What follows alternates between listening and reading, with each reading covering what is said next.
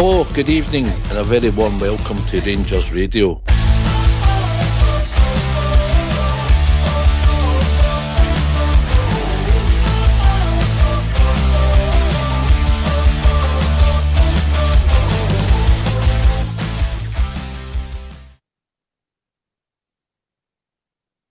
Well, good evening, welcome to Rangers Radio. Tonight we're joined by the Queen of Rangers Radio and the Crown Prince. Evening, Linda. Evening, Southside. Evening, Ox. Good evening. Good to do a show tonight with Linda. So good evening to you, Linda, and good evening to everyone listening in this evening. Yeah, good evening, Southside and Oxshare and all the listeners. I hope you're all well. How are you, Southside? Aye, all right, mate. Aye, no bad. Yourself? Get your gym work done today, mate? Aye, 11 o'clock start, mate. Aye. Good man. Proud of you, mate. Proud of you. Yeah. How's Hard Linda? work getting up for 11. I know. How's Linda? Yeah, I'm fine, Ox, yes. Season feels as if it's well underway. Aye. You wouldn't have been playing much with the wee ball today, would you? Most people in Glasgow were indoors, I think. Aye, summer. Anyway, right, okay. Where do we start? Right, okay. Mr. Southside, we'll discuss much with you briefly at lunchtime. Well, it was lunchtime for the rest of the country. Here's your thoughts. Where do you start? Start with the team selection, mate. The team selection was what I thought. We had a stab at that on the Friday night, and that was like the team we thought. We thought proper probably when they start, and Cherny would be on the bench. Just didn't. We made a couple of chances in the first half, Ox, and could have probably opened the scoring at times, but we were in it in spells and moments. Never really had a control of the first half at all. And it was pretty poor, I thought, on the whole. Centre backs were getting pulled about a bit, and they never really had many clear-cut chances, to be honest, Hearts either. They had a couple of, they got that deflection, the boy had a shot off the bar. Tessers had a chance in the first half where he should have scored. He hit the target, but he should have been putting it in the corner. A wee bit of composure. That's the hard part, and then the goals opened up for him and just sort of side-fit it in the corner, but he went for the strike right down the throat of the goalkeeper. So I was really disappointed, mate. It felt like a punch in the stomach after Saturday when you come out the ground. Manager built it up, they were all raring to go, they were having to pull them back in training, and then you go on Saturday. And I must have missed that bit, so. Aye, well, that's what I was thinking when the first 20 minutes. I'm thinking, where's this fire in the bellies and flying into tackles and that, and looking forward to the game. It looked like we were going through the emotions at times, Ox, to be honest. Mm-hmm. Wonder, team selection for you, I suppose the disappointment is that as a support, it's a lot of this, it's the same faces. 10 of the players that started were all playing last season for us, apart from Conor Barron, so people are looking for a wee bit of evolution, and alright, it's not happening as quick as we like, and you get the odd injury or somebody's not up to it, or they've just come in the building. We understand all that, but it's just the evolution's not happening as quick as we want or we need, Linda. Yeah.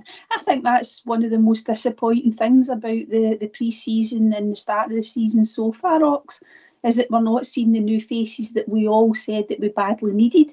The manager said that as well, and needed new players to come in. And as you've rightly said, it's only Barron that of the new signings that's actually been about. And I think that's difficult for us to sort of understand just now. We've brought these other players in that seem to be projects, or they're not ready to start. And I think, as I said, see if we had maybe half a dozen of them in, and they're trying new things, they're trying to gel, etc., then you would maybe accept that we might have a few sort of rocky moments, or we might not get, for example, with the 3 points at the weekend. But it's the same old faces, and I think we probably got what we expected after seeing the lineup, I think, Ox. Aye. I'll come to you first with this, Linda. I've said it for a while now, and I'll put it officially, and I've private to a lot of the boys on the show, and friends, I mean, I don't like the system. It becomes like defence against attack. Your midfield are exposed. They can't cover the wide. When you go forward, teams play down the channels or right on top of you. Yeah, we've got two centre-halves, and particularly Saturday, who were getting pulled all over the place. One of them was even getting bullied with wingers. You know, I can understand somebody's quicker than you, but getting bullied. It's just things that we don't like to see in Rangers, but I just don't like the shape, Linda. I don't like it. Yeah, and I know when he first came in last year, we had success with the way that he was setting us up. I do understand that, but we started to get found out, and that's a lot of things cost us at the end of last season. But certainly, I would agree with Yorks. The shape eventually was not working for us, unless he thinks that the players that he started to bring in and has got his eye on in terms of further new recruits, then that it's not working, and he doesn't seem to change at Ox. That's the thing. So I don't know, what we seem a bit wide open, and you think, I know you don't want to jump ahead to tomorrow night when you're playing in Europe. We can't play that setup because we're setting ourselves up for a huge fall, Ox. So say people, when we seem to make one mislead pass either side of the park, people are on top of our goalkeeper before we know it. Sometimes basically unchallenged, and we've watched it pre-season, and we're watching it again, and we've watched it for nearly 6 months now, mate, and I've got a problem with the system, mate. I don't like it. I've said on here and all, I don't know how we can play 4-4-2 or 4-3-3 in Scotland. It isn't an issue. Shouldn't be a problem. Cortez was playing inside, and so was Scott Wright for a bit, and Tav wasn't going down the line in the first half. And they'd an outball to the fullback. As soon as he sort of pressed to come towards the defender, he outed it to the fullback. Was Scott Wright playing? Aye, well, he was running a boot. I must have missed that. He was running a boot, but at the same time, it's that's the way it was, and they had an outball at the fullback who then started to bomb down the flank. But we've got Cortez, who I think, when the ball wants to go and take a defender on. I don't know why we didn't have him and Scott Wright on the touchlines, basically, then, and try to get the ball out to them that way and let them go 1-on-1 with the defender. It's no rocket science, mate, Here's the issues for me, Southside, right? I get your point. So you play them wide, right? And you play a centre forward, and you got one runner for midfield, yeah? And if he doesn't get in the box, you're putting the ball into one guy, maybe against 3 or 4 players, because other teams are set up. Because Bannon and Diamondi aren't going to get in or ahead of Dessers or another. There's another problem that you've got. So then you end up, when you saw it on Saturday, mate, Bannon comes back to get the ball off of the centre halves. Diamondi's in front of him, and you end up set up like a teammate. And when the other team get the ball, there's acres of space left and right in the tee, if you imagine the tee, midfield forwards. And it's just not working, mate. Right, we've watched it, mate. We've watched it. And he's watching it and all. So I think he needs to get some... If he gets this proper number 6 in that he talks about, then that would probably let Bannon and Diamondi at times go forward. And your 2 full-backs then should push onto the halfway line with your 2 centre-backs to make that the 4 across the centre line, which will allow the 2 to go forward to link up with the wingers and your striker to get to the edge of the box. I mean, we're playing in Scotland. It's different when you're in Europe, but in Scotland we should have licence to let players go and just go. We're meant to have the best players at our club, so it's about just getting them on the ball and playing. But I just think fitness and all, it's fitness on Saturday. I've watched the highlights of all the games there at the weekend, and there's teams out that I've watched look fitter than us. The way I've just watched them playing. Maybe it's just their movement off the ball. They're all coming to get the ball and want to receive it and move it on. And that's even watching St Mirren's and Dross like that. Do you know what I mean? But they even looked fat. And I know some of our players are struggling a wee bit with injury fitness and stuff, but it's poor when we stick that 11 out and we're no dominating the game in the first half. It's the first game of the season. We've got a point to prove. Aye, Tynecastle is a hard game, but they've not been hard for us to beat over the last number of seasons. So I just think it was just attitude application and it was miles off, but the system's the problem, mate. I agree with you. I don't like this 4-2-3-1, and I think Tom Lawrence and all, didn't do enough on Saturday at all. One shot. I was talking to Mr. Fox earlier on. He thought he'd done all right. I hope maybe he'll come on later on, but I don't think so, mate. One shot, a couple of shirts, silly fouls he gave away, and one shot and one move. And the first time he bullied the boy, and then cut inside and put it in the 6-yard box. And if you watch it, there's no Rangers player within 12 yards of the goal. They're all standing, if you like, north of the centre penalty spot, Linda. That was really quite awful when you think about, like, you know, Lawrence did actually quite well, but he's looked up, and you could argue that perhaps when he looks up, obviously there should be somebody. Your centre forward should be busting a gut to get there. But when he looks up and there isn't anybody there, could he not have maybe just taken his time and then maybe tried to cut it back and find a player? I don't know if that's maybe a bit harsh on Lawrence, but I would expect your centre forward to be right where he put it. And unfortunately he wasn't. But I would agree with you with Lawrence. He doesn't do enough, and he stayed on for the full match, Ox. Aye. It wasn't the worst, but we started the game no brilliant, but they were coming through at goal. They had one good effort. I think Shankland has saved the Butland.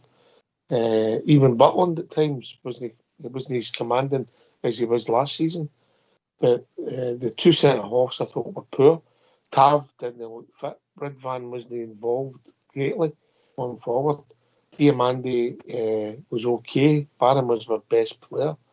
And then you go to the forward players, Lawrence. The 4 wide men, south side, contributed pretty much zero. And then Desser's done what Desser's we've watched before.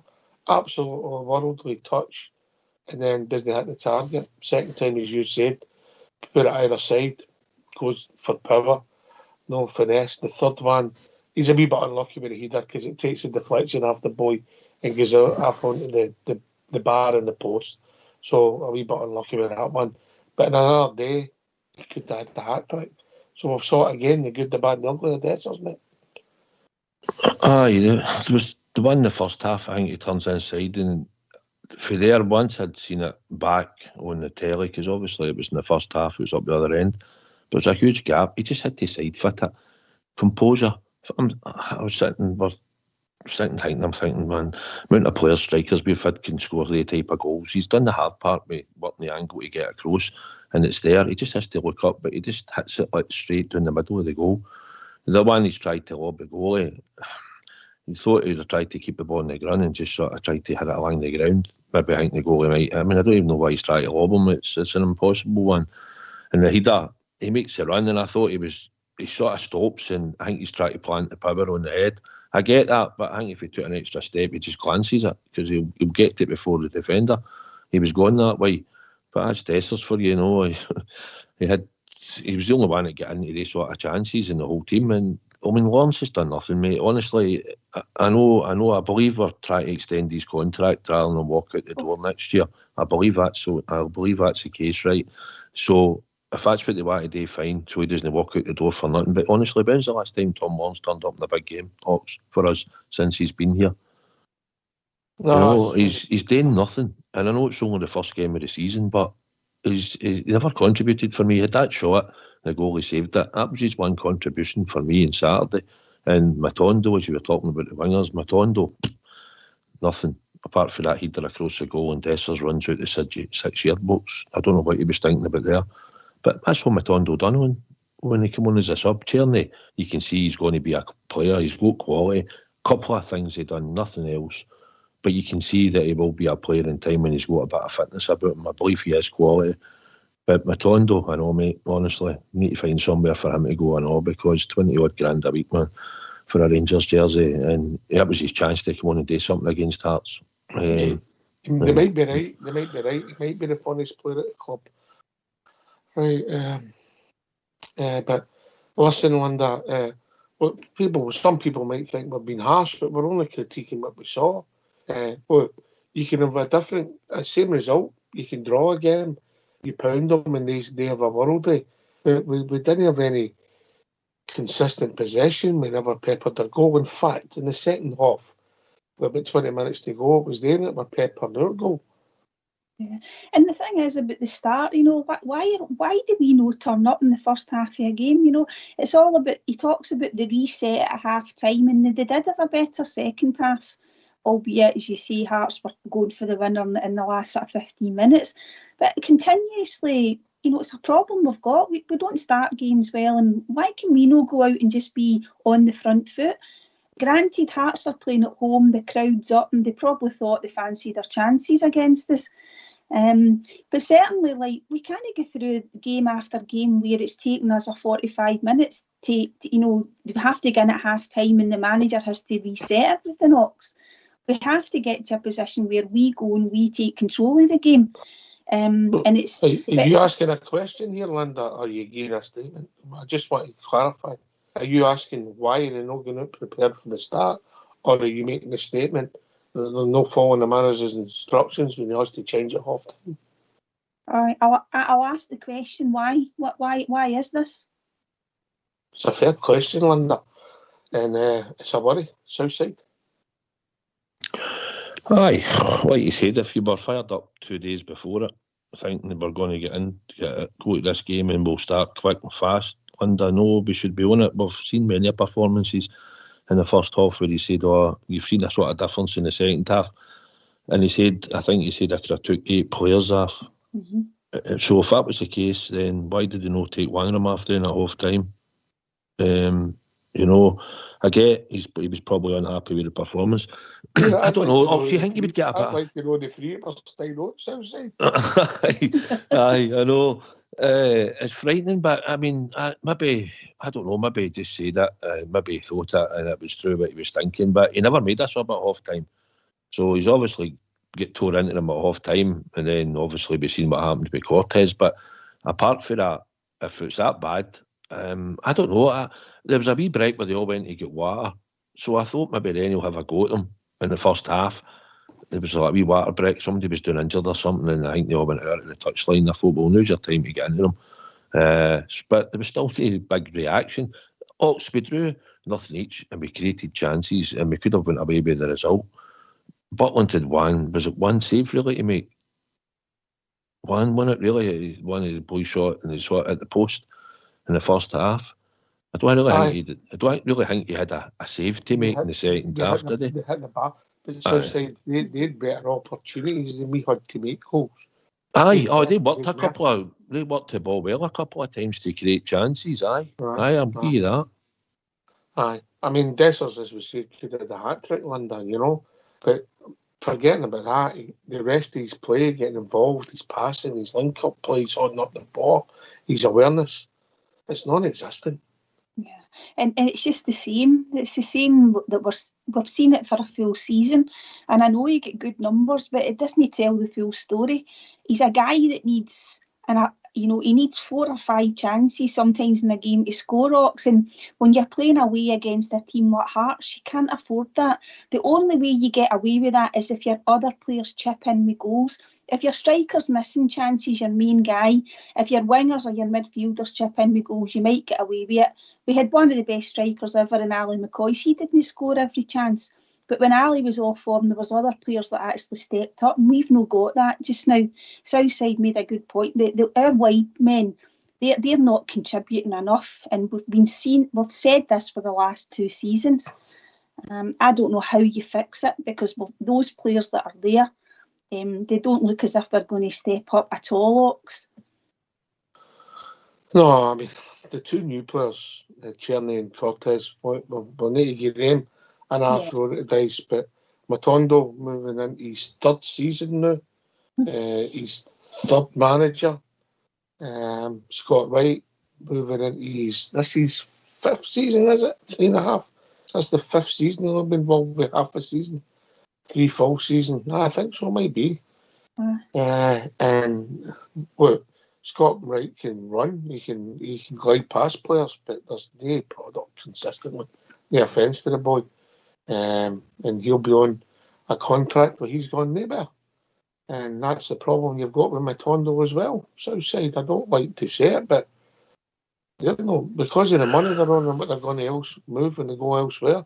Scott Wright might move now because he's got a year left, but we're straddled with some of these, mate. They're similar players and they're totally different players, I think. They're both rotten at the moment, and I think Scott Wright, you can give him the ball on the touchline and you've seen in flashes he's got a bit of skill where he can go and beat a player. Sometimes he can beat one or two players, but he can go to the byline. Matondo, I think you need to give him the ball more in front of him to run onto. You need to put that ball into that bit of space for him. And I think then he's probably better at that. You give him the ball on the touchline, ask him to go and beat players. He's no really good at that. Also, you've seen it. He'll cut inside more or less, but like you said, he's been there too long. He knows the club. He knows what's required. He's been out injured here and there, and for large spells as well. But I know wingers can be slightly inconsistent at times. But come on, he had a chance there to go at that fullback and create. Or be a hero on Saturday.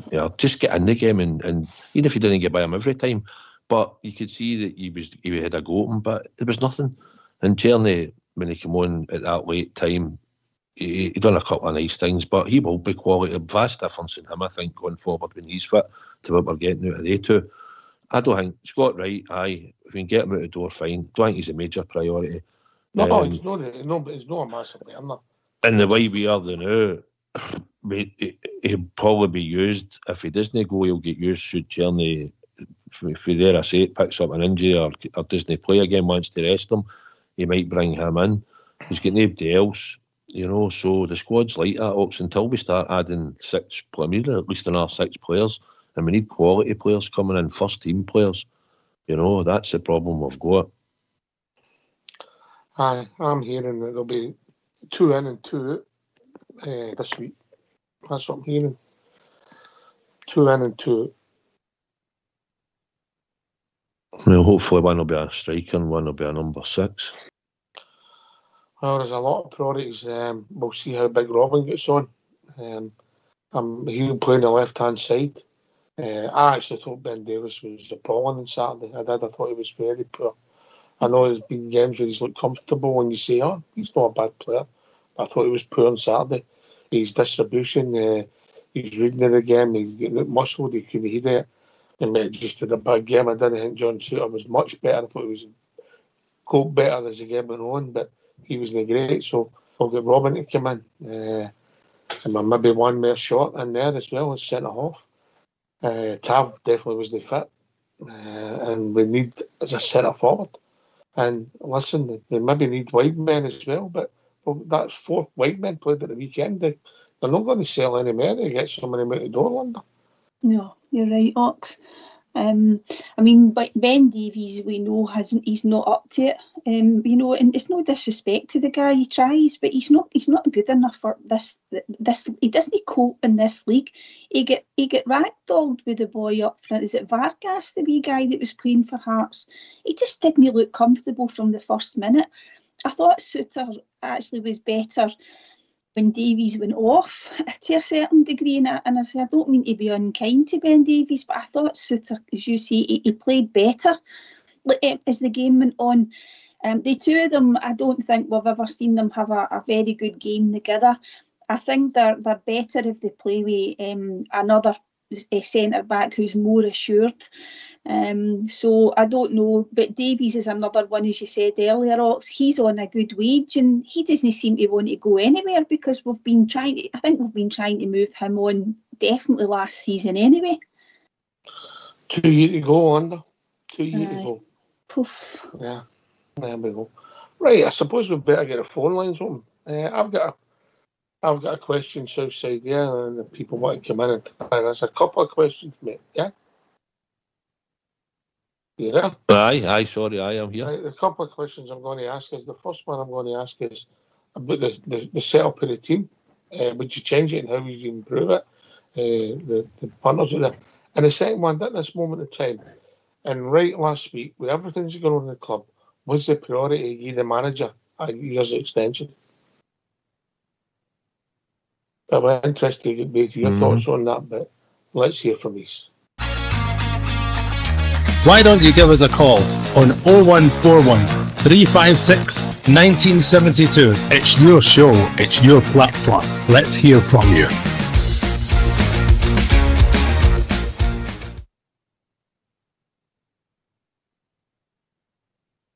Southside. Set up of the team. You want to go with that first? You're in possession of the mic. You carry on. Well, I've said that. By the way, that's because I've only got one mic between the I know. I've said either 4-3-3 in Scotland or 4-4-2. That's my take on it. I don't see the problem with playing that system. As I'm giving the manager an extension, well, he would have had 3 years to run, so I don't see what the problem would have been. Did he up his wages slightly by giving him the extended contract? Is that maybe a factor that they gave him a sort of pay rise? and maybe he wasn't on the best, but no the worst. Sean probably try to show the support that we're going to show faith in the manager. Mm-hmm. He's a guy, and listen, he knows how to win titles. I think, and I think if we had better players in certain positions, the team would probably function better. You know, if you had a fit Czerny before a Scott Wright, and if you had a fitter Cortez, who I think is a good player and will be a good player, I think that makes a difference. And if you had the centre back Robin Proper in your team, and a decent other central midfielder and another striker, then obviously when you're creating certain chances, other players might go in and take them. I don't think we're far away. If we can get at least another 3 or 4 in the team regulars with a decent bit of quality, then I think it'll be better. But I still think in Scotland we don't need to play this 4-2-3-1 ops. Right, okay. Same questions to your good self, Linda. Yeah, I would agree with Southside that we should change the setup, unless, as I said earlier, he's convinced he's going to be bringing players in that can play the 4-2-3-1 better, and that a big part of that is pressing, the press up front. So the 4-3-3 or the 4-4-2, I wouldn't have any concerns about trying that. The manager's extension, I agree with you, Ox. I thought it came out the blue, if you pardon the pun. I don't think anybody was expecting that.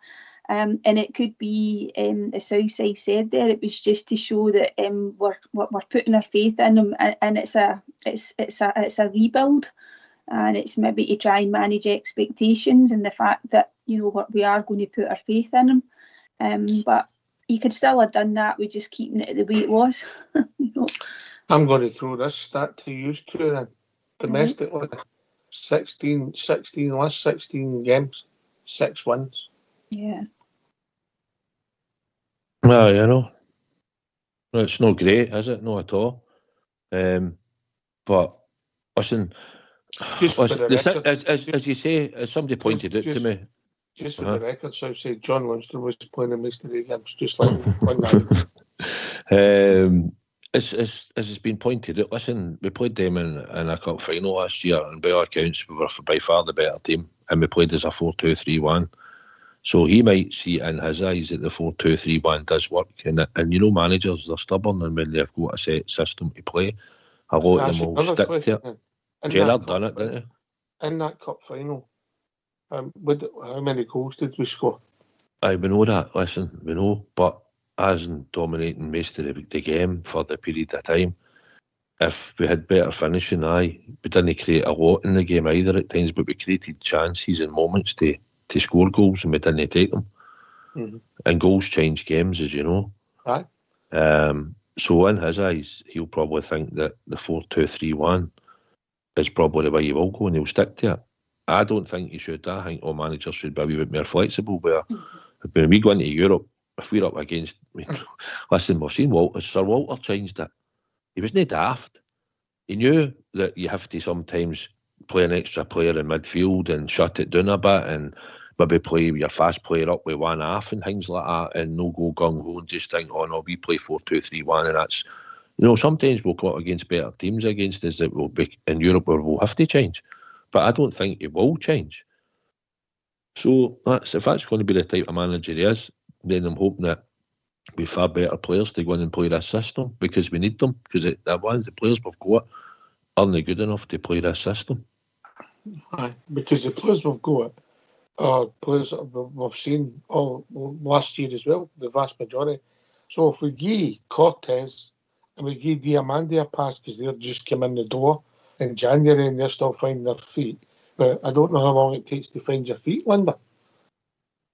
Yeah, I know, Ox, and we've also, if we're expecting, these players to all, start to, force their way into the first team and, getting starting berths, surely it'll take them time to learn the system as well.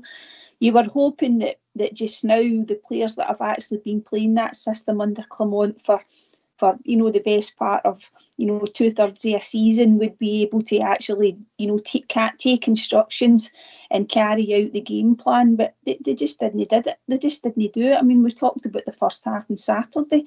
A lot of those players still couldn't carry out the manager's instructions.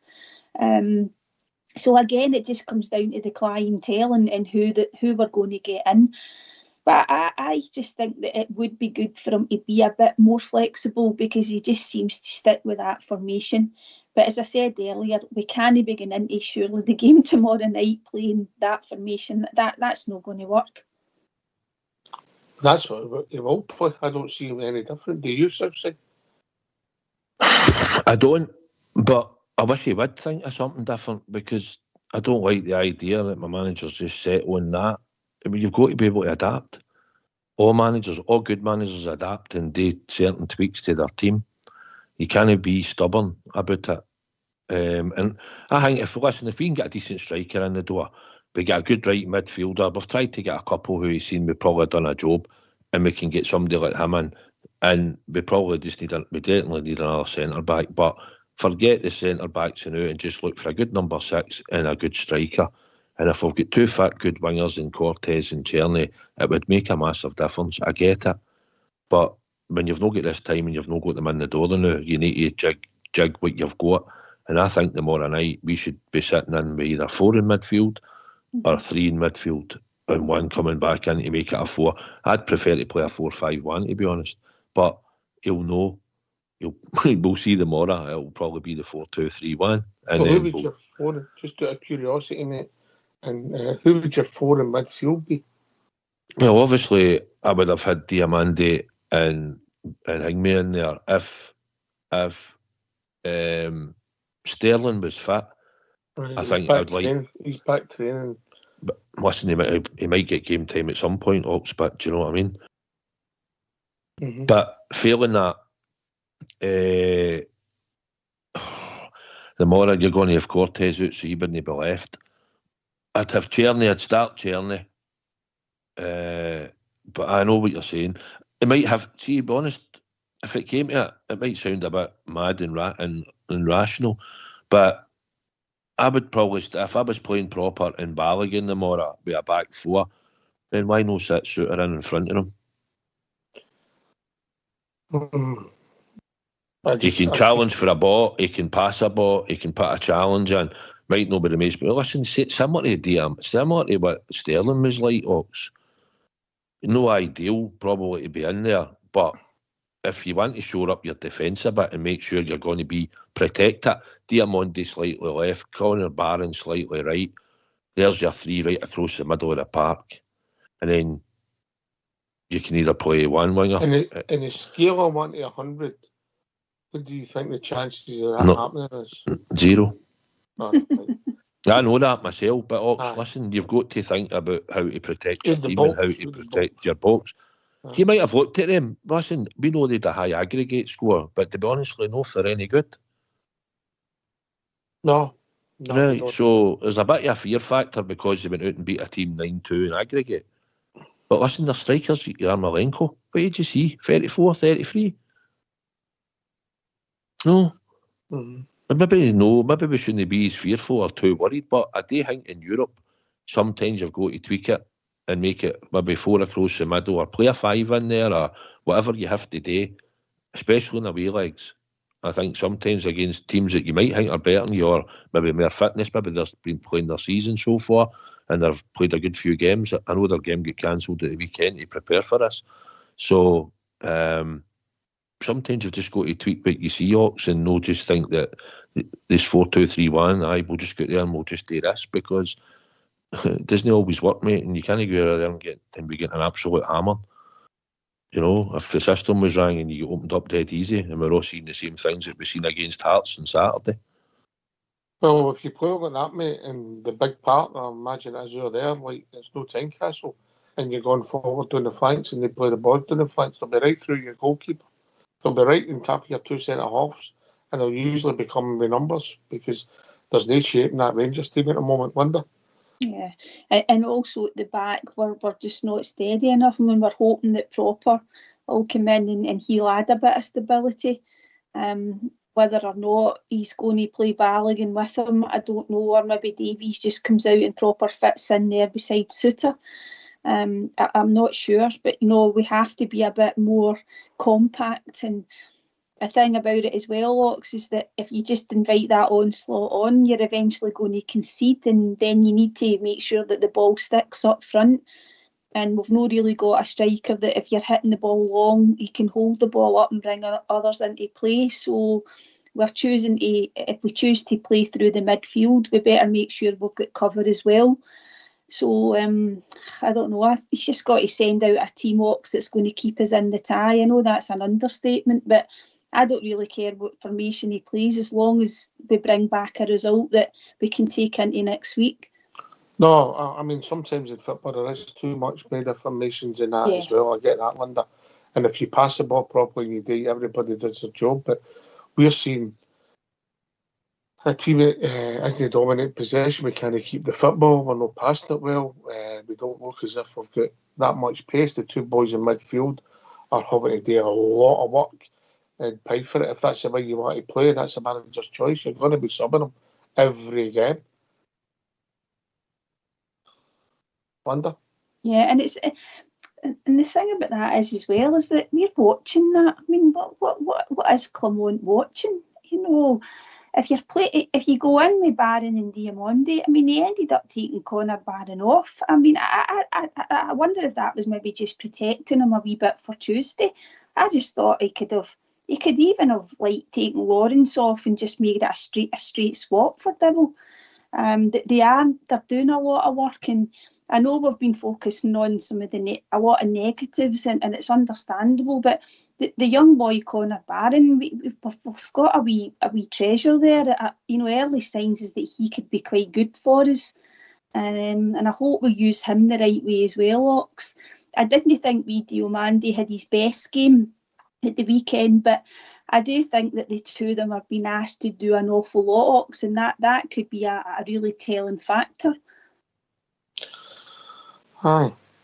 The point I made when I asked you that question was midfield, south side. Yeah, what have we got midfield wise? Yeah, what four have you got? You've got Dow, you've got Raskin, who's injured. We don't know Sterling, and that's if you class him as a midfield. Me and you see it slightly different. And after that, what have you got? Cole McKinnon. No offence to young Cole. I mean, no, but and Alex Lowry. No offence, mate. But that's what we've got in it. Aye.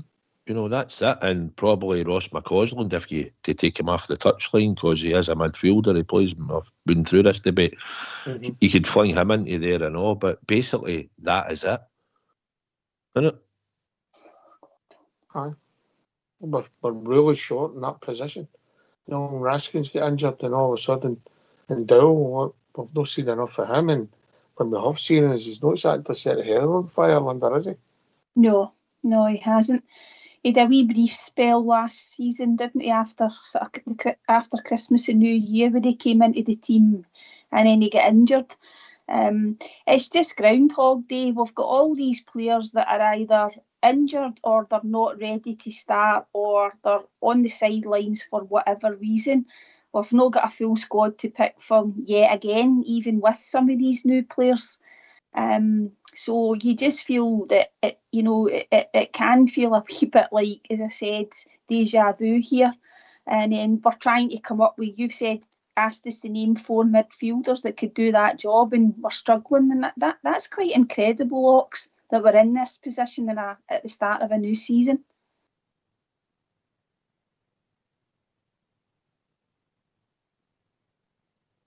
It's a worry. It's a worry. And listen, Matt, I don't know how good these boys are going to be. I don't know how good Diamandi or Cortez are going to be. Diamandi's definitely showing flashes that the boy can play. He gives you a fear sometimes because he wants to play all over the pitch. And obviously, there's times when it comes off, he's going to look fantastic. There's other times he's going to get punished. You know, that's professional football.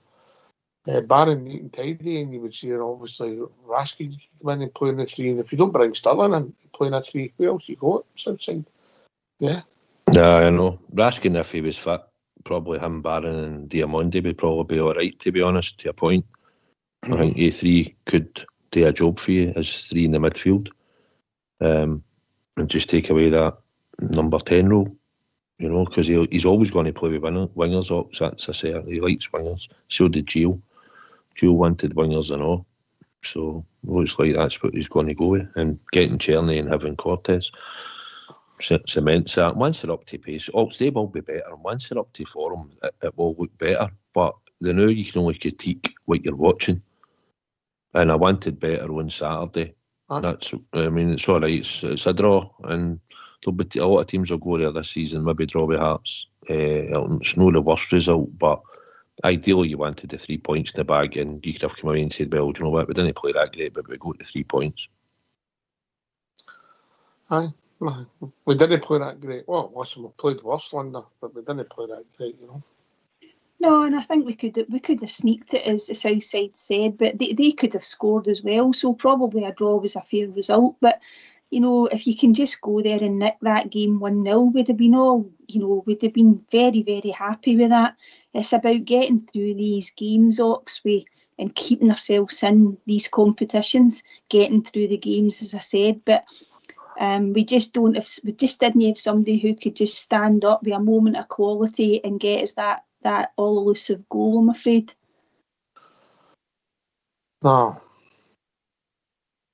No, it's a concern with lack of goals, and it's no a new thing. Anyway, somebody who never misses. I've been joined by old Davy. Evening, Davy boy.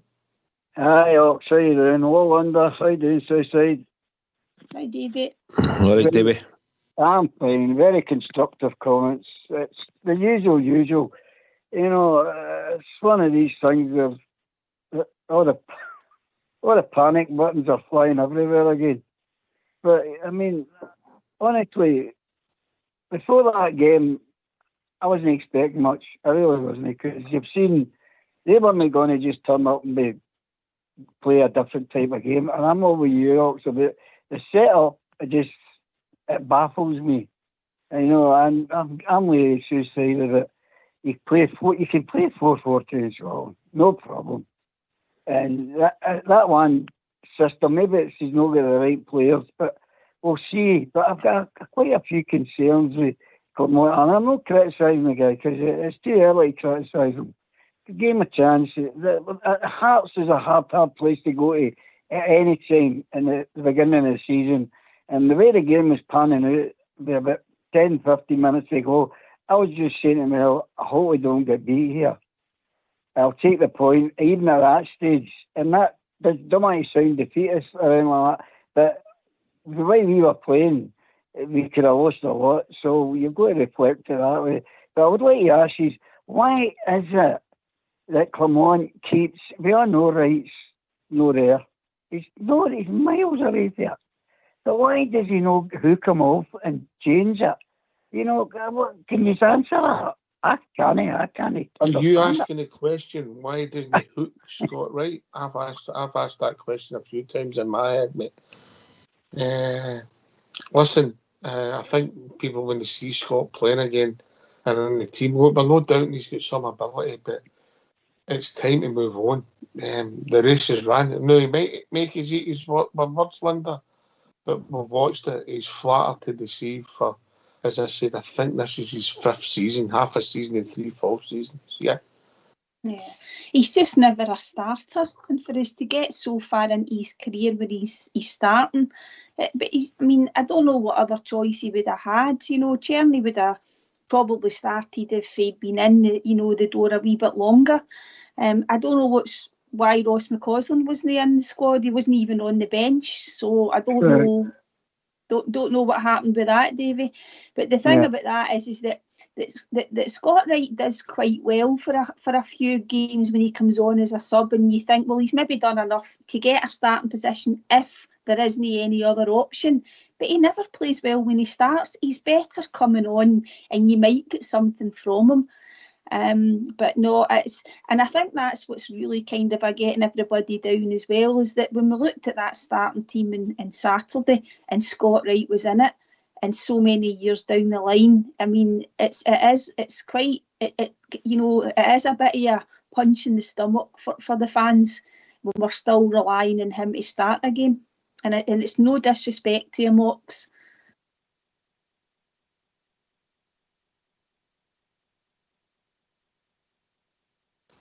As his 5th season, right? I'll give you stats. No offence to the boy, right? He signed for us, made his debut 7th to the 2nd, 21. Yeah, so he came in half a season, 3 full seasons, and then he's in his 5th season. He started a total of 24 league games and 50 substitute. Yeah, his contribution is 7 goals in the league. 7 goals. league goals. I'm only going in league goals, yeah. I keep going into the cups, etc. And we know that he's no prolific. And if he was making chance after chance for people, you say, well, he's doing a job. And by the way, he's not the biggest problem we've got, and that's the mess we've got ourselves into Southside, isn't it?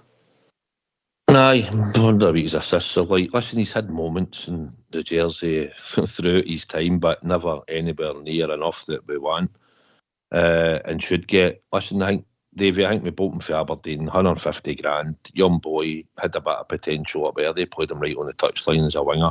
He had some moments for them probably in and out when he was at Aberdeen, and we probably tried to get a bit more potential at him and thought that he'd maybe kick on, and he hasn't. He plays because he's got pace, and that's what hurts teams. His end product's not very good. Now and again he can hit the back of the net, or he came on against Aberdeen in that semi-final, I think it was, or final, I can't remember, and he busted the byline, cuts it back, and Roof scores, and we win the game. But we never see many moments like that half him, Davy, so if he'll either probably be on the bench tomorrow, I would think, or he might start again tomorrow. Just maybe bring Czerny on. I don't know what he'll do, but for the moment, I think he'll be used, because if Cortez is out, Czerny's not up to fitness, and we've only got Matondo on the other wing, then there'll be a fight out between the two to see who's the best, because that's all we've got left at the moment. By the way, he's thinking he's a young boy. On Thursday, Scott Wright's going to be 27. 27, wonder. That surprise you? That does surprise me. He looks a lot younger. It must be the haircut. Well, you can't help that. I know what that's like. It's a curse sometimes. Coming into his peak. But the point I was trying to explain there was why is the manager waiting for so long? He's an empty shirt. There's a few of them, there's quite a lot of them. You could go through a lot of them and say this, that, and the next thing. But when you're playing an empty shirt, you've got to change it. And he had options there. He had quite a few options. And he didn't do it. And as you said, and Suicide said, there's a water break chance. Say, right, look, it didn't happen. You could see them. They were just, I just don't, when you watch the Hearts playing, I think they had 2 or 3 new players. And they all turned up and they ran their guts out. And they looked more hungry. And that shouldn't be the case when you're playing with a Rangers shirt on your back. You should not look like that. Well, you go to a hard place or a trapper place. But, I mean, you pick on Wright. I'm not picking on him. I'm just saying, why did the manager not change it? Well, I think you've got to change it. I think with 5 substitutes, you've got to. That gives you time, and you can change 3 players at half time, and you've still got 2 subs to make. I don't understand why you don't. I think the modern football, Linda, it's part of the game now. It's changed, isn't it? Yeah, I mean, he took him off, and I think it was the 60th minute. So he didn't. He could have, as Davey says, he could have changed it at half time, and then the Cortez injury obviously affected what he was able to do as well. But when you look at the bench, Ox, I mean, he didn't have a lot of options. He had a couple of the young boys. He had, Cole McKinnon. I think Dowell was obviously on the bench. I mean, he never even brought Danilo on. But I don't know, the right thing, him starting again, you're just thinking, you kind of got the performance that you expected from Scott Wright, and that's a sad indictment of where we're at the now, Ox, I think. Oh. Listen, I've not hit me the boy, I understood that. I thought there was rationale on the signing, Southside, as you pointed out. But we've gave him a 4.5-year contract. 4.5 year, and we've made for potential, Ox, but it was for the potential that he might have. And you were protecting yourself with a 4.5 year. If he'd been out and cut it up for 2 seasons running, somebody would have come in to buy him. We've got 2.5 year contract left, and you can sell him. It was more like could we get more out of him, basically. And unfortunately for us, he's only had moments in certain games, and not enough in return. But he's not the first one that has to go out the door. And Clement will probably use him if he has to. Listen, Scott Wright could go in there in the number 10 probably, according to Clement. He's moved him inside, he's stuck him one after the striker. In the pre-seasons, he's had him out in the wing, so he's going to use him if he has to, and we'll just have to put up with him and hope that when he goes on the park the next time, he does something wonderful or scores that goal and gets us a result. Can I ask you a question? Yes, mate. Why are you all so negative? Oh, I was wondering. It's absolutely depressing reading their forums and listening to the show tonight for me. Clement is 1 game into a rebuild. 2 of his major signings haven't played yet. He's still got the rest of the transfer market to go. We went to Tynecastle with a very vastly depleted squad. Never get beat. Hearts have improved according to the television. They've improved immensely. But they couldn't beat us even in the state we're in now. Give the man a first round of games in the league, which is, 10, 11 games for the first round. And let's see where we are then. And stop being so negative on the team, boys. And girls. And ladies, sorry. Covered these earlier. Fox, I get your point, and usually, but what I'm saying is, if you're critiquing that performance on Saturday, what else can you be, bro? But I mean, it wasn't spectacular, but it wasn't as bad as everybody's making out to. I mean, let's look. We've got a load of players in there that we're trying to get rid of. Let's wait and see. We've got a centre back there. We don't know how good he is, but he's to come into the side. Hopefully, solve the right wing problem with Vaclav. And let's see what's still to come in. As you were saying there's maybe a chance of 2 players coming in this week. Let's wait to the end of the first round of games, and then you can sit down and study and see what you think about the manager. I'll go to Southside first and wonder, right, to reply. Aye, no, Fox, listen, I know we're only critiquing what we saw, and we're critiquing most of last season's players. And it wasn't good enough. We shouldn't be going to Tynecastle and get out-fought and out-worked and out-ran. That's a given. We shouldn't. Glasgow Rangers shouldn't be going to Tynecastle and getting overrun in the periods of that game for Hearts. They'll have spells. But the first half, Fox, was absolutely abysmal, although we created a couple of chances. And Barron was unlucky with his shot, and the goalie made a good save. Dessers had 2 chances, didn't take them. So we did create, but we didn't do enough at all. And That's all we're talking about. I still believe Clement will get it right. If we can get a good number 6 in and a good striker, I think that would make a big difference to the team. But I don't know, going into Europe and playing all through Europe, whatever competition we're in 4-2-3-1 is going to be perfect for us, unless we've got the right type of players. We need the number 10. We need a number 10 that can go press hard up the park if we're going to play this pressing game. Somebody that can, similar to what Lawrence can do. He's got a good shot, he's got good vision, he's scored a couple of good goals. We need somebody that's going to be influential in that position. Tom Lawrence isn't the answer, mate. We need to change that. He'll never last anywhere near 10-15 games in a bounce for us. He'll probably get injured. So we need a bit more creativity and a bit more experience in our team. But I just thought Saturday, we don't get outran, we don't get outfought with Hearts at Tynecastle. And that first half, that's what we did, Fox, in my opinion. That wasn't good enough. Well, that's right. No, on you go, Fox. Then I'll bring one in. I mean, I agree with some of your points there, but it's our first competitive game, mate. We've got a midfield there with 2 young boys that haven't played together, and they they were very combative in the midfield for me when I was watching the game, just learning the game together. We know that the 2, Matondo and who was on the right, Scott Wright, aren't the best of players. But we've got a new signing coming in on the right. Cortez is unlucky, gets injured again, or else maybe in 2 weeks' time, mate, we might have a completely different looking side. Sterling's to come back in as well. I think we're just panicking a bit too much at the moment. Davey, will you come in, mate? Fox has got a point, but he needs to take his voice back. So we're no criticising the team, Fox.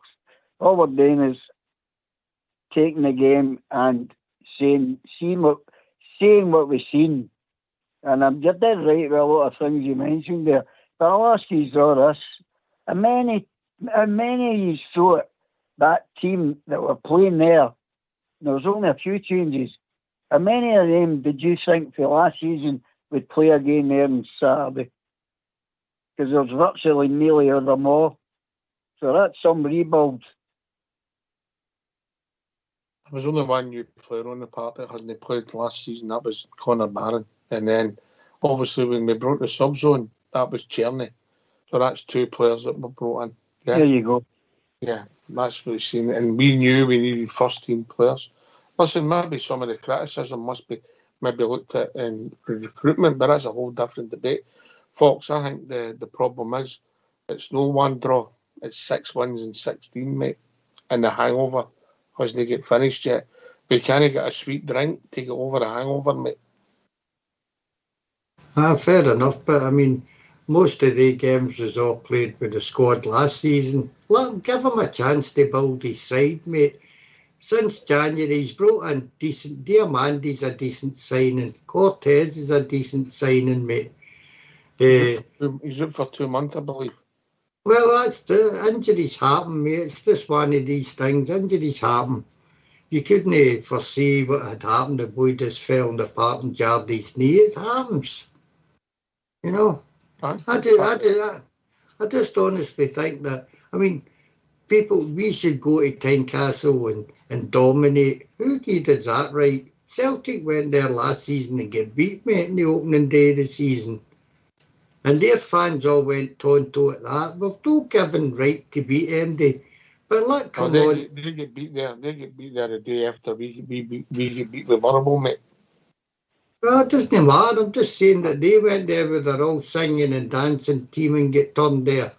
It happens, mate. We never get beat. We dropped 2 points. Fair enough. Let's move on to the next game. Well, yes, mate. Quick. Fox, what I will say, right, see everybody coming out that stadium at Tynecastle on Saturday, and nobody had the thought that, we've got Connor Barron, Diamandi, we need some time to settle in. No, when we came out of there at Tynecastle on Saturday, there was a lot of questions and people saying things that we've said similar to the night. You know, I agree, we will get better, and we will get better when we've got better players in. I get that, of course I do. I know it will happen. But it was just like a punch in the guts on Saturday because he said they were all flying at training, couldn't wait to get going. and you get in that first half, and that's the first half performance they put in, and you think, what's going on here? No, but we're only critiquing what we saw on Saturday, and I expect it to get better when we can get some players in the door. But it's just, I still think you don't get outworked and outfought and outran half-hearts at the start. I just think, looking at most of the teams, Fox, as I said earlier, as I watched most of the highlights, some of the teams look fitter than what we do, you know. And we've no God-given right to win at Tynecastle, but we should be going there and taking 3 points, Fox, at the end of the day. We had the chances to score the goals, we didn't take them. If you look at that. My last answer before we go to the tune is, the tune will tell you, mate. The tune will tell you. Right, we've got a God-given right. Get yourself on mute, because we're going to have a tune.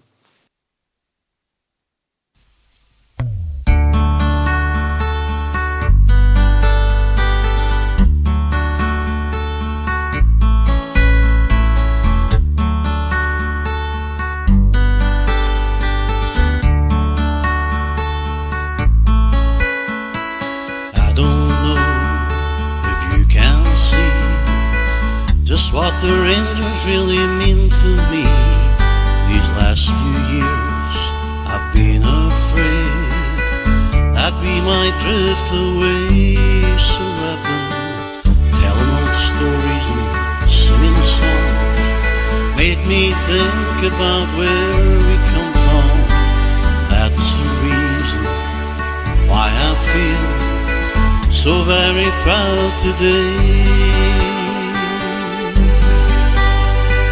Let me tell you that I love you, and I think about you all the time. Irish Stadium calls me, and now I'm coming home. To think of life without the Rangers, you know that it would make me more than sad.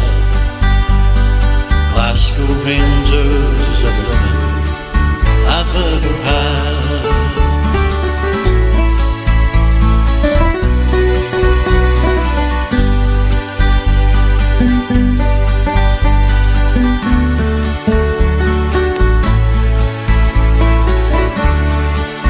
We won 9 in a row, and I'm still dreaming of Brian Laudrup and Trevor Stephen.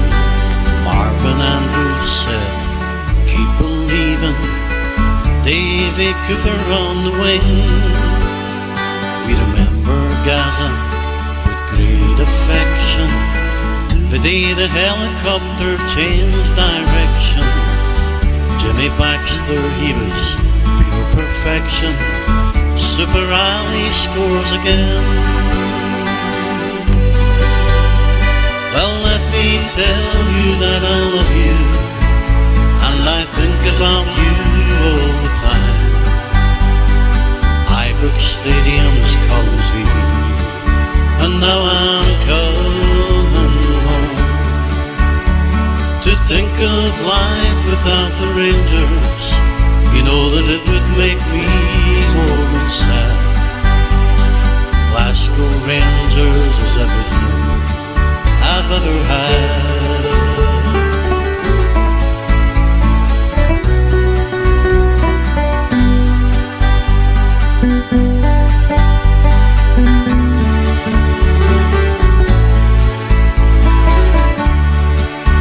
To think of life without the Rangers, you know that it would make me more sad. Glasgow Rangers is everything I've ever had.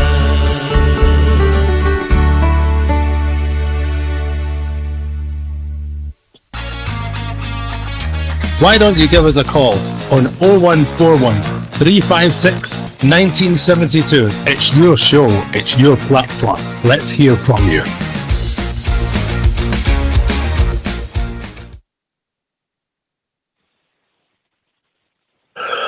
Aye, Linda. We'll have to be more positive then, eh? Aye, that was a real cheery number 60. That was like marching through Georgia, wasn't it?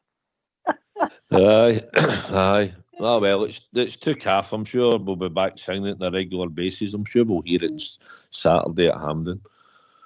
Ox, you'll be happy because your favourite player played the day for the B team. You talking about Hagi? Listen, I made my points about Hagi, and I never doubted his ability. I just thought that when he played, when in Scotland, particularly away games, he just a lot of times get posted missing, you know. But a fit Hagi would be in that Rangers team just now, and I don't know where he is with his fitness. I know he played in the Euros and that, but he never played a lot of football in his loan. You know, and I just thought he frustrated me, Linda, because I know he's got talent. Yeah, the thing is, he's our player, and you know he needs to come back and he needs to prove his fitness. He needs to, you know, shows what he can do, even if it's to try and get a move. I mean, I think we're talking about what Fox was saying about, you know, us being negative, and it's understandable because we are coming across like that. But I think it's a lot of things, Ox. It's the hangover from last season. It's the thing about the stadium hasn't helped. And then we've also started a game with a lot of the same players. And we were expecting to see some new signings in the starting team. And just as we said, all we keep reading about as well is that players don't want to be at the club. People are looking for moves. You know, it's a whole combination of everything. And I think if we could just have got a win and played, you know, reasonably well for maybe even 3/4 of that game on Saturday, I think we would be feeling a lot better. Aye, I mean, that hangover at Sarsaparilla and would have felt a lot better, Davey, yeah? Yeah. Well, this is I mean, Linda's spot on there, and this is what makes this show such a great show. That you can come on and say your piece. People will criticise you. That's the way it is. You can be negative. There's negative. Be positive. Oh, can't even get that out there. Positive. Forget it. I'll move on. Positivity. I couldn't do that. Oh, don't Linda. I'm going to go and get my teeth in. And he told you in his profile picture he'd got his own teeth, Linda. So he did, Ox. He was a big classy. Another lady spud date is outside, isn't it? Yep, sure is. Yeah. Caught again. It's the only one I know about his golf ball with his teeth outside. Well, I've told you guys, you're more than welcome to come up and play my club. You're more than welcome. Caldwell Golf Club. Anytime you like.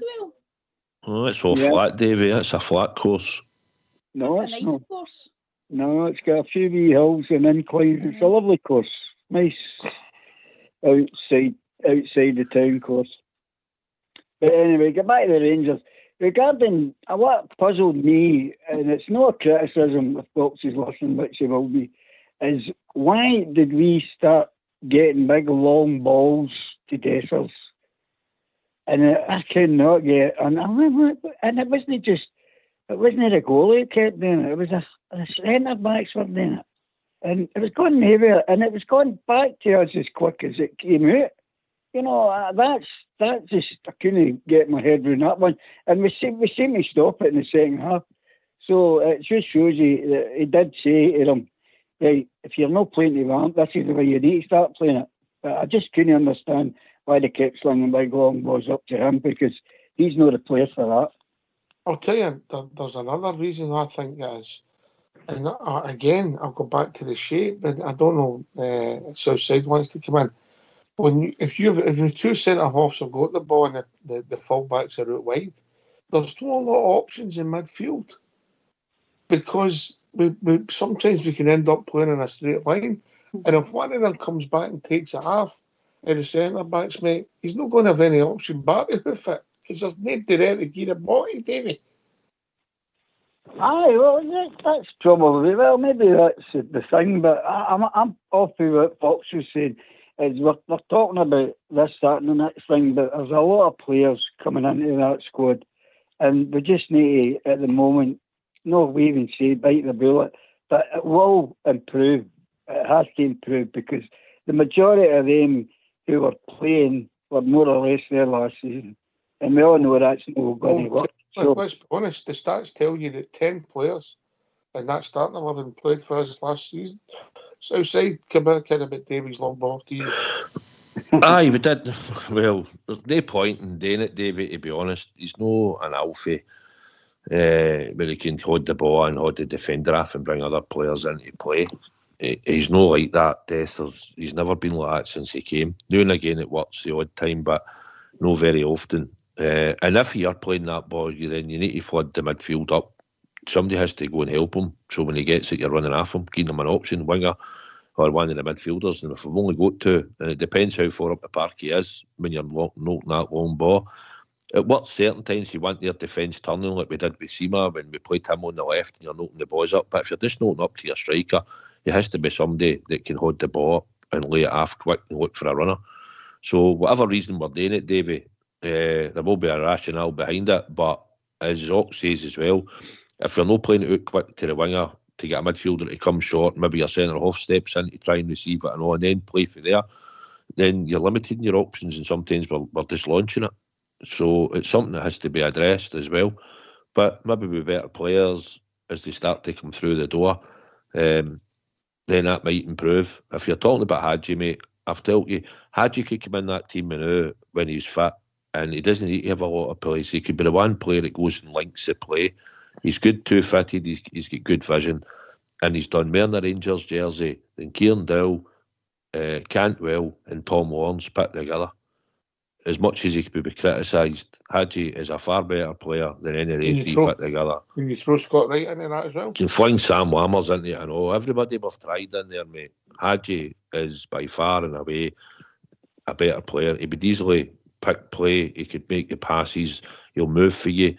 He doesn't blessed with pace. He would shoot from outside the box, 2 feet. He contributed for the right hand side in the Rangers jersey. He contributed in Europe for us in the time he was there, and he also contributed in the 55 season. So for me, Hagi is by far and away a better player than any of them I mentioned. Linda? Yeah, I couldn't disagree with Southside.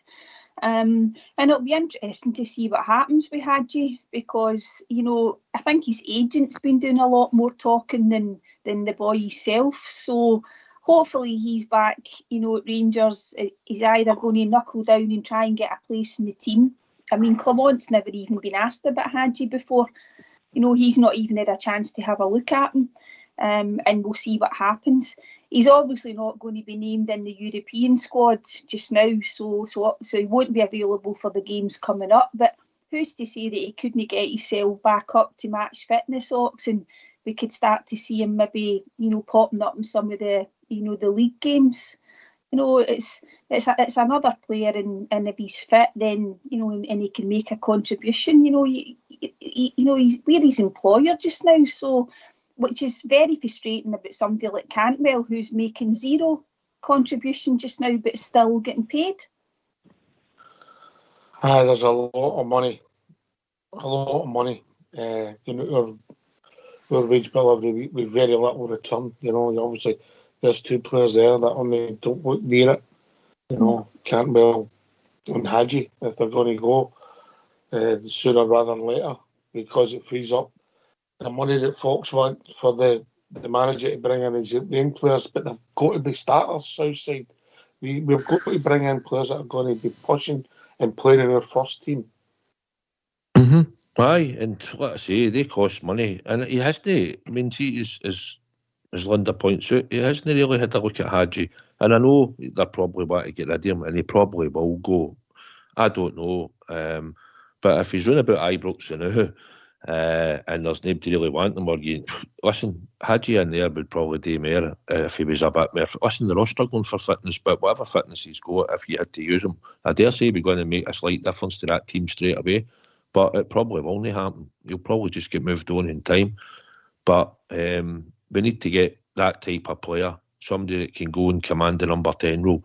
Go and press when he presses with the strikers and that. Good bits of energy. He's going to do bits of magic on the ball, and he'll work hard for the team. And in the now, we're using Tom Lawrence, who's got a bit of craft in that, but we know we've seen it. He's had that injury. He's never really looked the same. He's not a fast player. He's struggling now with fitness, and we need better. We need better. That's just the simple facts. We need better. We're only putting up with it now because we don't have any better. And I've got to the point where I'm thinking the manager will no do it, but why not even? You could have even brought McCausland on and stick him in there, as I've said umpteen times. That's his true position. But if you don't want to play him there, that's fine. He could be injured, I don't know. But Lowry's not going to get a chance. He's never going to make it in there either. So there's loads of decisions we'll need to make with some of these boys as well going forward. They either get on loan and come back, or just sell them and get money in. It's one or the other. Anyway, we've been joined by Bob Ger. Evening, Bob Ger. Hi, good evening, Ox. How you doing? I'm all right, mate, personally. That's fine, mate. Aye. Monday night again. I wait Monday night early. I'd just like to say that I'm sick and tired. If I could start on that pleasant note, I'm sick and tired of all this total despondency that seems to constantly surround your club all the time. That was a hard game on Saturday at Tynecastle, and we all knew it would be. And we come out of it with a point, and we're a point better off than what we were last year. And I'm sick of everybody going around on Sunday in the day saying Celtic's won the league already. It's over. No, it's not. There's a hell season to go yet. We were in a worse position last year, and we could have and should have won the league last year. Who's to say that'll not happen again? Well, I hope we win it this year, obviously. But I'm just sick of all the despondency that seems to constantly surround the club. And there's no need for it. Let's get the heat down, get the players together, get the squad together, get everybody fit and going with a hell season to go yet. I get you. I don't know if you heard our own Fox said similar, but he never put it quite as eloquent as you did, Bob Ger. But Linda, I think the hangover is causing some of the despondency. The hangover, and then the pre-season when we're back on the drink, and the hangovers just get heavier, and we're needing that pick-me-up just to get us rolling, if that makes sense, yeah? I think that's right. And Bob, we're trying to be more positive, and you're right, you don't want all this despondency, because look at the way that we felt at the end of last season, and we have kind of carried this hangover in. I was saying earlier as well, Bob, Ger, that the situation with the stadium didn't help, and also the fact that we thought we were going to see some new signings starting, and to just go out with 10 of the same players from last season, we kind of got a performance, Bob Ger, that maybe we expected. But I agree with you, it's a point, we're a point better off, but we need to start seeing a bit of improvement, Bob Ger. I think it's just to give us a bit of hope, that things will start to pick up. I would just like to see us play some really good football at times, Bob Ger, and score some goals. We're not asking for a lot, I don't think. Well, we're asking what Rangers do, Linda, eh? Yeah. We're asking Rangers to do what Rangers do, play good football and score goals. And it'll come. I'm a firm believer it'll come. It was the odd doom and gloom and Saturday. Rangers could have won the game, Mr. Dessers. But we know that problem. But we've got a big game here again tomorrow night, and we've got to be up for this tomorrow, because this is a really excellent side we're playing tomorrow, apparently. I've not seen them, but they tell me they're a really, really good side. It's the Champions League, and you need a step up in quality tomorrow. So, like you say, you're right in what you say, Linda. We need a spark for to kick it all off and get it gone. Because we can't afford to hang about and go too many points behind them, let's be honest. But I'm sure it'll happen. I'm glad you mentioned that. So I'll tell you what we do. We'll hear from the manager what he's got to say about tomorrow night, and we'll start moving away from Saturday and moving on to tomorrow night. So let's hear from the gaffer. Philip, come on.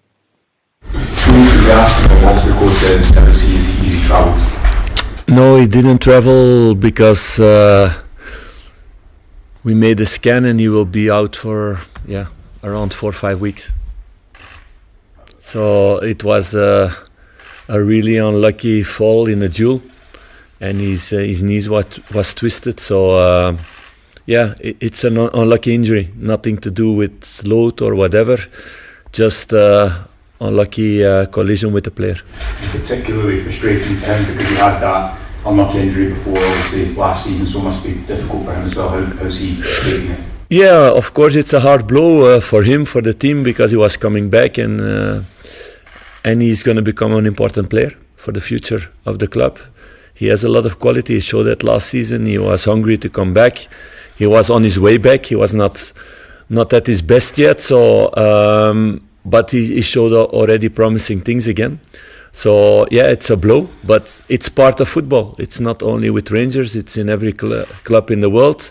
You can have bad collisions, you can have those things. You need to live with that and make a fast rehab. Everybody's working hard on that. I think also the quality in our rehab is better than we had last season also. So yeah. He's going to come back and he's going to be important this season. But we're going to miss him, of course, in these important weeks. Is Robbie Popper coming here for us for tomorrow night? Is he fit enough to start the game, Philip? He's fit, but of course you come in and there's a lot of things to do in that moment. I think Brexit didn't help in that way. And I know out of experience, you have to fill in so many papers to come in Scotland and to live here, and you need to find a house and you need to find a school for your kids, and there's a lot of things going on in his head also this last week because he's just a few days with us, so that's something to take in consideration for the game tomorrow. But yeah, that's the same thing with Václav. He had 4 weeks holiday and he had now 4 days training with us. So it's with them looking what is the right moment to start with him, what is the right moment to let him come in. Not knowing the mentality of both those players, though. I know the mentality really well, otherwise they were not in the building. Yeah, but with that in mind, you would have no, if you had to play them, there would be no concerns in your own mind if you had to play them tomorrow night at some stage? If they were at, no concerns about that. Václav showed it already in Hearts when he came in. No concerns about that. So how important is qualification of Champions League in terms of also finances? Do you have two scenarios if you reach the Champions League in terms of transfers, and if you don't reach the Champions League? Yeah, of course, it's a big world of difference, but you cannot count on that. It's a long road to take. It's 4 really important games that you need to win or to qualify in. So it's a big road. So let's focus now on the first leg and to get the good results towards the second leg and to focus all on that. That's what we need to do now, and not to look where we are in September. It's now beginning of August. We need to get the best out of the situation now. That's very important. It could leave you very little time though to deal with the end of the window if you do qualify. Yes, that's true. That's why you need to be prepared for the 2 scenarios also in your talks with players, that it's really clear that in some cases it's only possible when you get Champions League money. But like I said, if you see all the teams that are playing to qualify for this, yeah, there's a lot of quality in that. So we need to be really top in the 4 games to qualify. We know that. Philippe, you've had some great moments in Europe as a player and as a manager. Given the circumstances now with the squad and the changes you've had to make, how big an achievement would it be if you could take this squad to the group stage? No, I believe we have all the quality to do that. It's about finding the right balance. It's about taking the moments. Mentally wise, they are ready, I feel. It's about taking experience together also, with some new players coming in and then doing the right things. And you play against the team, and I know really well because I played them, I don't know how long ago it was, 4 or 5 years ago. We qualified against them with Club Brugge, also in the qualifiers for Champions League. And I see a lot of players still here who are that day playing also for them. So they have really a team who's been building for years together with their automatism. Those are things we are doing now, and you saw, for example, in the preparation, that in moments that you need to, with young players, need to get the experience, new players need to get automatism. You saw it against Hearts, whereas second half was much better than the first half, and we learn again out of that to become better, and that's what we're going to need in this game also. If you have a squad, Philip, who has been together for a long time, the belief and the confidence can build. What have you worked on over the summer to instill the belief in your players that they can get to the group stages? I mean, not many people would have thought that Rangers would have gone to Real Madrid, for example, and got a draw that night. But your players clearly believed back then. Yes, but it's about believing in your qualities and working hard and creating automatism that the structure is really clear for everybody and you can play out of that with and without the ball. What we've been doing last season also. And of course, because of a rebuild and you lose several players and also in your core of your team, you need to rebuild new things. So that takes a little bit time. So that's why it's important to have experienced guys like him in the squads and on the pitch to help the players around him. So can I ask about Hagi, played for the B team today? We've not heard much about this pre-season. Is he someone who's still in your plans this season? No, we had clearly talks with him before the pre-season already and with his agents about that. And we need to look, like I said, in a lot of things with the club, about wages, about how many players you can in a position with the budget we have, and to get a budget to make transfers. So it was really clear towards him, that the idea is to sell him. That's what he wanted also. So that's the clear situation. Two more guys. So when you're building a team and you're so early in the building stage, is there an argument for maybe it might be okay to be in the Europa League? And we hear this debate all the time about Champions League is such a high level, or do you want to go right to the top of the Champions League? Of course we want that, and we're going to do everything for that. But Europa League is not a disgrace for sure. It can be really nice, like we saw last season, and we were really close. Very close. It was small detail that we went out against Benfica. They sell now a player for almost 100 million. So it was a really good team that we played against, and the team played 2 really good games against them. So it was a nice journey in Europa League. But of course, everybody wants to be in Champions League. For the club, it would be a big difference. For the players also, because they get better paid in the Champions League also, so they like that more. And it's the biggest stage in the world. You can play against the best players in the world. But I think all the European competitions evolved that much that also in Europa League you have really, really big games. Even in Conference League at the end stage you can have really big games. So playing in Europe is always exciting. But of course, everybody wants to go to Champions League because it makes a big difference financially, and you only have top games there. Dino have been scoring a lot of goals both this season and last season. In terms of your own approach, how easy is it to find that right balance between acknowledging that threat, but also asserting what you want to do in the game? Yeah, these are different games than the normal league game that we have, where you have the domination, where you have the ball most of the time.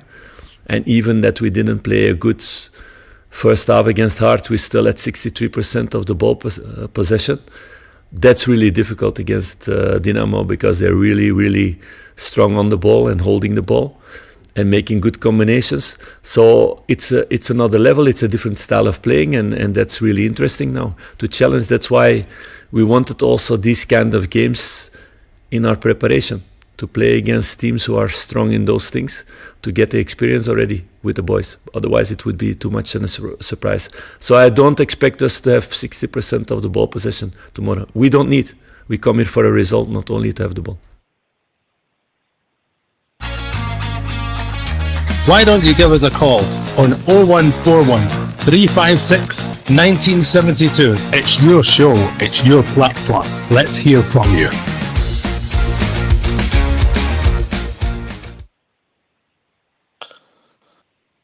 Aye, some interesting stuff there.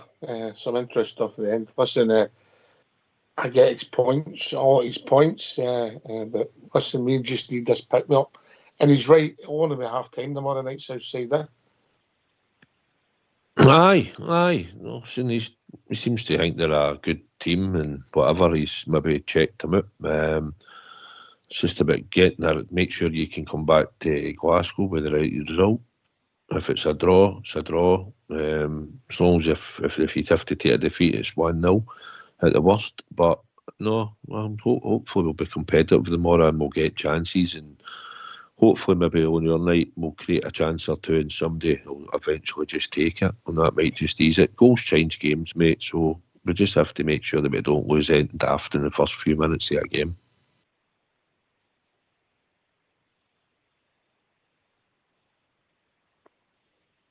And Linda, you picked up the right at the end there when near enough we talked about the Hagi situation. I don't think that's a surprise, is it? We touched on it about 15 minutes ago, yeah?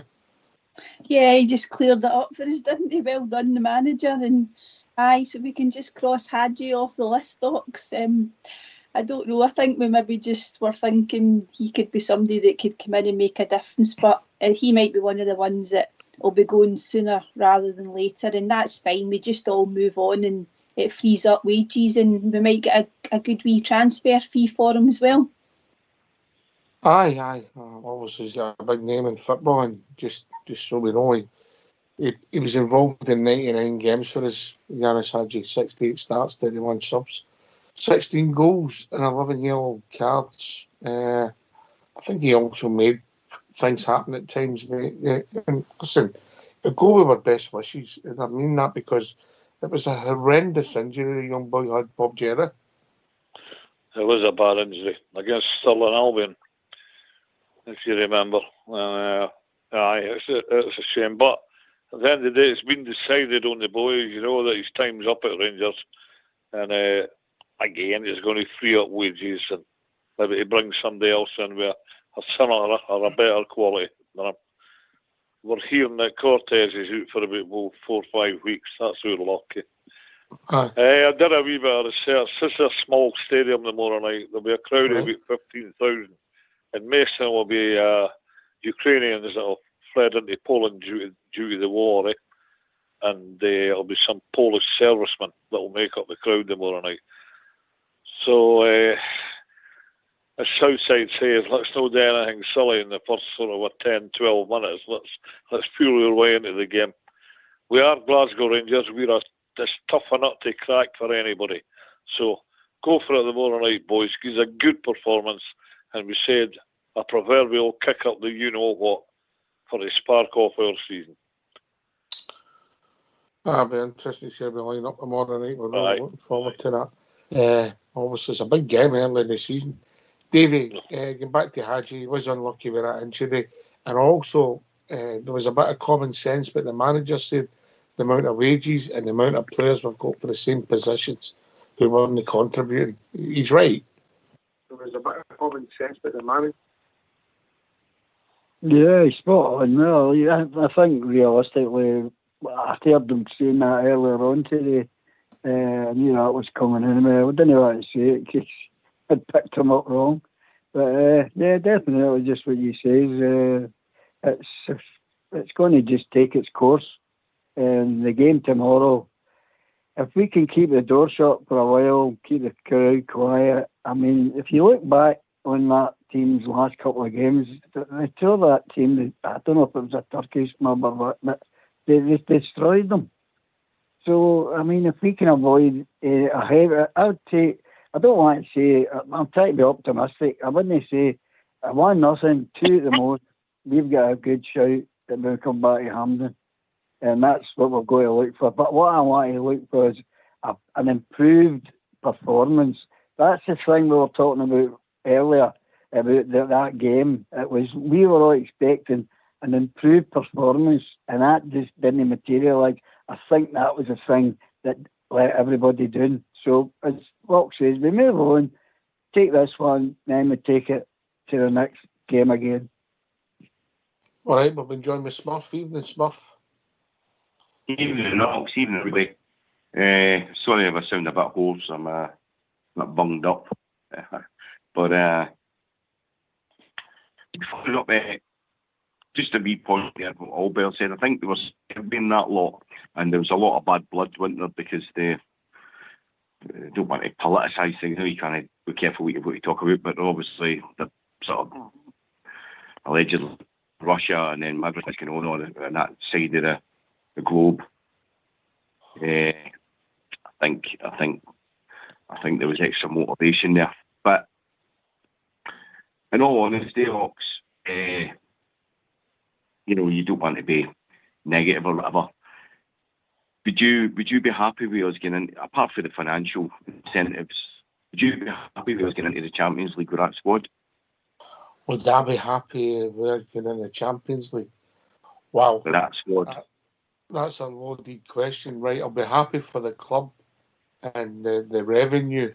Are you saying we're prepared with that squad to compete in the Champions League? I would say no. Linda? Yeah, I agree. That squad, no way. But I think he's answered that question about the funds that will be made available to him, Smurf. If we did manage to get there, he's obviously going to have a lot more money to spend. But I don't think. I mean, they might surprise us, Smurf, but you're hoping that they do improve and we get through this round, and get into the playoff, because I think it's another 4.2 million or something we'll get if we get to the playoff. So there is a big financial incentive, but sometimes I think we focus too much on that. As Davey said, Smurf, I just want to see a bit of improvement and try and play a bit of good football and just bring a result back that gives us a chance next week. My second question is, we obviously needed a clear out. A lot of guys came to the end of their contracts, etc. There's no way you could have renewed them. Would you agree that the squad's weaker than it was last year?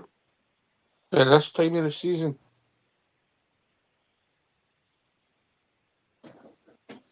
Smurf? Aye. Your sound's no great, mate. Anyway, we've been joined by Big Al. Evening, Big Al. Hello, gentlemen. I'm surprised the show's on tonight. I thought you would have been all out rioting in the streets and stopping the boats. Oh. No. We're doing that after the show. Good on you, mate. Good on you. You're a skipper, eh? Better believe I've got my tracky boots on. Okay. You better get a life vest on as well then. How are you? It's great to hear he's all back. How are you, Linda? I'm good, Al. How are you? Yeah, lovely. Good. What can I say? Off to a flyer, aren't we? I think the club, whoever's got strategised bringing in the young players. I know. After hearing, and I'll caveat this comment, like the chairman says, bringing in the young players. I know we've got to look to the future, but I mean, we need instant success. I think that generates a lovely feel, a nice, warm, fuzzy feel in your tummy. I think that's what we need as fans. I mean, we've been behind the 8 ball for 12, 13 years now. When is it going to change? I said on here before, I think we're turning into Arsenal. The board are quite happy to take the money and run things, but where's the ambition? The chairman, he's saying we need to look to the future, but we need players to come in and do things instantly for Rangers. That's what we were born and bred with, winning league titles. And then I think you can supplement looking at this strategy, bringing in young players and then selling them for a few million later down the track, maybe 1 or 2 a season, or even just 1 a season. No, what if they brought in 5 of them this season? And then we bring in a player, Cortez, that we sign with an obligation to buy, and he's already injured. That's nuts. I said last season, why are we signing a player that we know has had a bad injury, and now he's had another injury? Some things, it stinks. And I agree with the song, the Caledonia song. We all love Rangers, but we've got to be able to criticise it. And people that come out and kind of defend the club here, I don't really have any much sympathy for them. And as far as the manager, I think he's starting to really grate me, man. Really grate me. I don't know what you think about any of that. Just a bit of a rant. No. You feel better for getting off the chest, big man? No, really, no. No, I don't actually, no. I thought I would, but no. Maybe we'll get you a better couch. Southside. No, I was just going to put the couch back here. All right, big man, good to hear you. Good to hear you. Look, I feel I had you in my thoughts when I was watching that game. I mean, were you? Aye. Aye. I had you in my thoughts, you and Big Stevie, because I heard Big Stevie on the show before that, and look, mate, I'm on the other side of the world, so I don't really have too much, but I really feel for you guys and the young boys that go there and the older boys that go there and are watching that dross, man. I mean, it's heartbreaking to see this. Out of that team, there was only 3 players, Butland, Connor Barn, because he's new, and Demonde. I think everybody else in that team was all said on this station last year they should go. Am I right in saying that? Everybody's come on. Everybody's right, big man. There's loads of people come on, and we all still say there's still more players out that squad still have to go. But you've got to get better quality in. The onesies. Aye, we did. And listen, I don't know. Big Nenciala guy we got for AC Milan. Listen, he said he's not just ready yet. Seen a wee bit of him at Birmingham. He's some size of unit.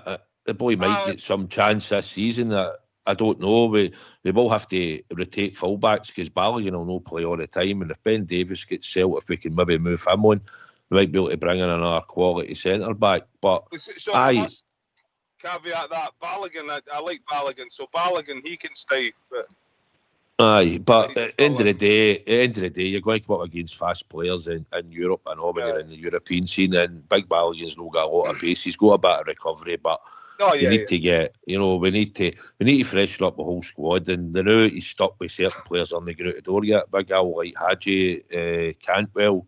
I know, but he's made a rod for his own back with that. Well, he said that he's no planning to play him. He wants to go, so he's what do you want me? I mean, so I take it that's what happens. You take him out of the squad then and say, right, well, we need to move you on. And the squad needs better. We just need better players. He's still trying to build a team, Barron and Diamandi. I think will work well together. I think in time they will work good. The more games they play together, more understanding. But I don't think I agree with Ox. I don't think the system suits us at Big Al 4-3-3 or 4-4-2-2, 4-4-2 in Scotland. It's simple. But he's never had a system. I can't see the style of play. What style of play do we play? What identity is he imparted on the team and on the club? Where's the identity? There's no identity, mate. I can see other teams the way they want to play. I cannot look at Rangers and say this is it. This is it, the way we want to play. Like, and he's been there a while now, man. Come on, he's had enough time. I know he's not getting his players. Well, then that goes back to bringing in a manager that can't work with the dross that we've got. He has to sign his own players. Well, if we've not got any money to give the guy to sign his own players to play the style of football he wants, that means he was the wrong manager. That's my take on it. I hope he does well, but I didn't see it, man. I'm not seeing it, really.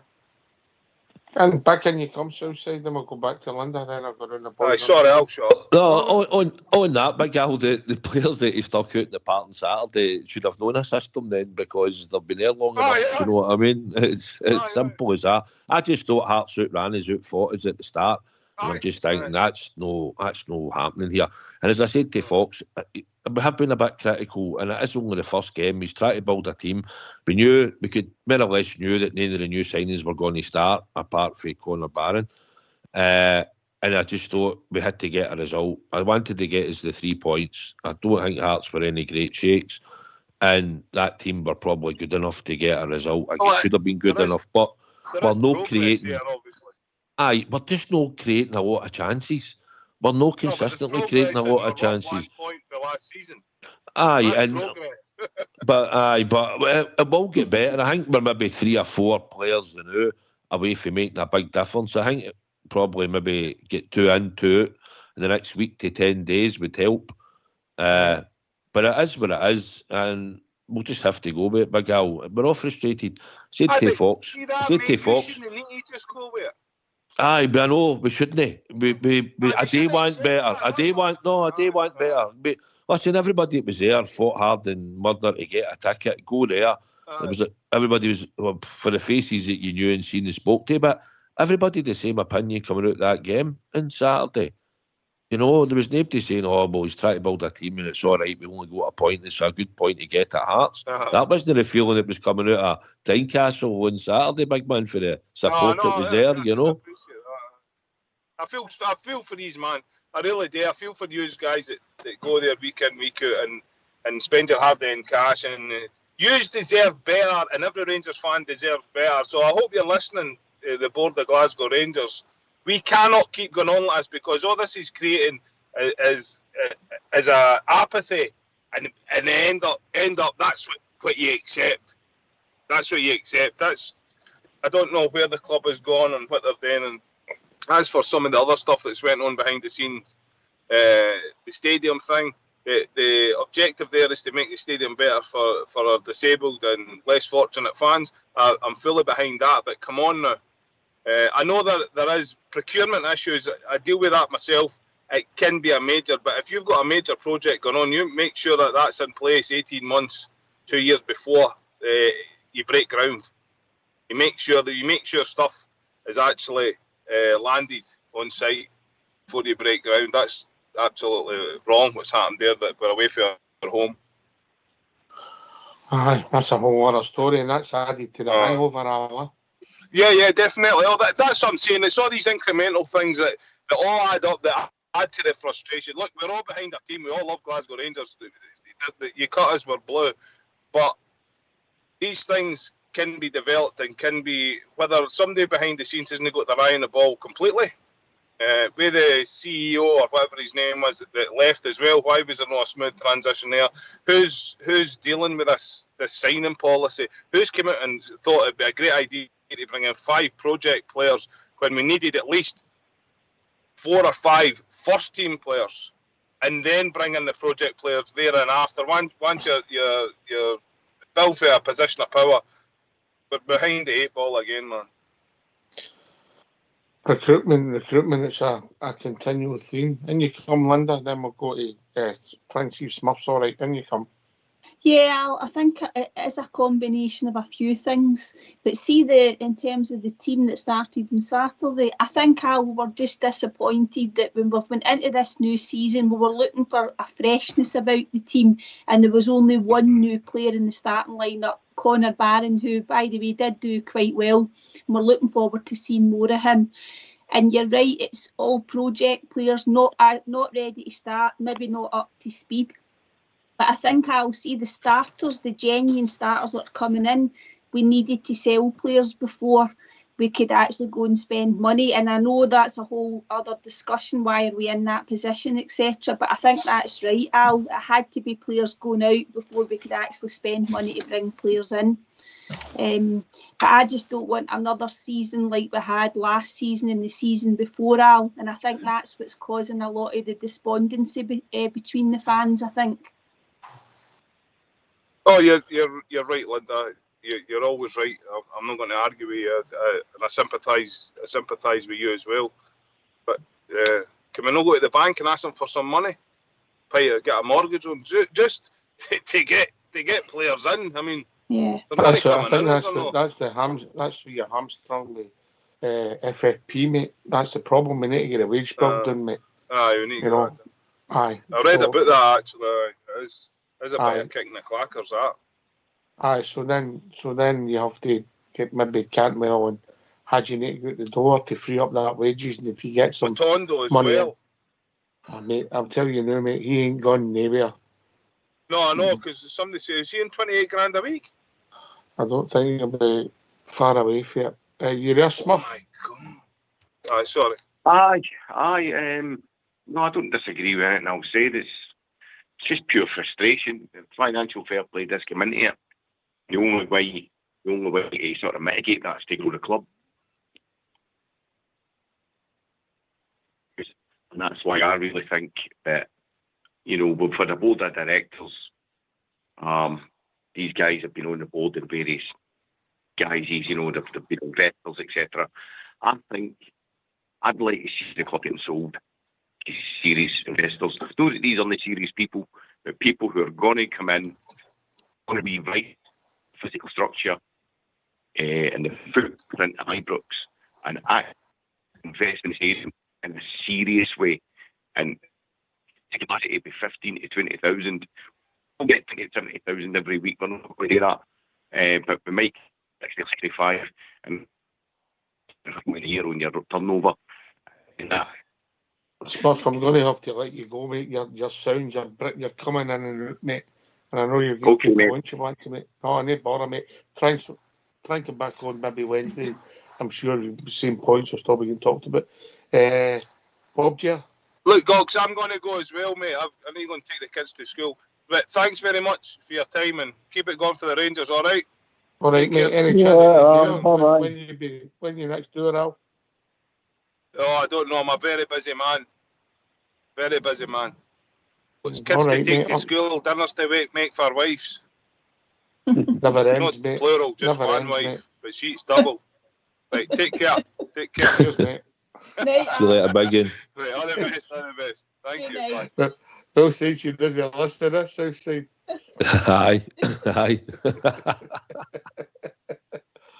And you come, Davy. I always got a point, but it just this a lot he says, a lot of things he was saying just doesn't. It's not going to happen.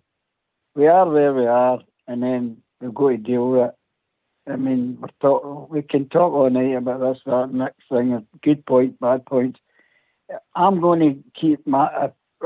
Fox was spot on, but as I said earlier, this is no criticism. It's what I was saying to London, yourself, and Suicide. You're just looking for something different. Now, that's not going to happen till we get some more players, different players in there. Then, if they don't do it, then you can criticise the manager or the players. So until that happens, guys, we just got to sit tight and hope for the best for tomorrow night as well. Aye. The players sitting there in the stand with the contracts got all the power. Bob, Jer? Well, you're living in a day and age, I'm afraid, with the game that we all love, football, has become the most highly expensive game in the world. The top drawer players cost top drawer money. And we're a club, as we all know, our recent history hasn't got top drawer money. So we'll just have to sort of go along with what we've got. There's another saying to that, but there's a lady present. And we'll just have to go along with what we've got. And if that means that the club's reached a period of stagnation, well, I'm afraid to a good extent he is right. We have to get out of this. We have to get out of this stagnant period that we've been in for the last 3 years. You're right, Linda, what you say, and we didn't want to carry on like this. We want and need to get better. How we're going to do it is a huge question for Glasgow Rangers. Well, when I listened to you here, it was a great discussion there. Listening about going round in circles about the board, money, players. It's just something that's got to be addressed, and it's going to take all father time for it to do it. But I do believe that in the end that we will get there. I do. I firmly believe that. We're too big a club, too big a support, naughty. We'll just have to. How we're going to do it, well, that remains to be seen. We're in a period of transition. As we say, there's a lot of people who went out the door. There's still people still to go out the door. But to bring in top drawer costs a lot of money. It's just a case of bringing in the right players at the right time. But we'll get there. We're the Rangers. Bob, Jer, can I ask you, what do you think we need? Just quickly, is it experience, youth, pace, power, guile? That's a combination of all. The manager said that all. He said we need a combination of experience and youth. Every club does, every playing squad does. We're no any different. So we're maybe at the start of a project with the man. He just signed that deal through the week to stay long term. So he must have a long term outlook on it. I'm in Clement's camp. Like I do believe that we all like Clement. Agreed. We all like him, don't we? But give him a bit of time because we're going to need it. All right. Aye, okay, mate. I will see how it goes. You're right. I mean, he needs to be judged if he's got 4 or 5 of his signings in that team. Because we don't. Well, let's be honest, we don't know if Cortez and Diamandi was his signings because they come in at New Year. Because you don't know when the trail starts on them south side, do you? I probably know, but he wanted them back, didn't he? And he took them back, and he said he's going to be an integral part of his team, talking about Cortez. So, no, listen, we're in a rebuild. We've had many a rebuild with different managers, right? Correct. I hope Smurf's listening, right? I heard Smurf saying we need a change, right? New investors. Well, what I'll say on that, mate, if you want to phone in on Wednesday, I think I'm back on Wednesday. We can have a debate about it. I think we should watch who I think we could just sell our club to. If we've seen the state it can get you into, Ox.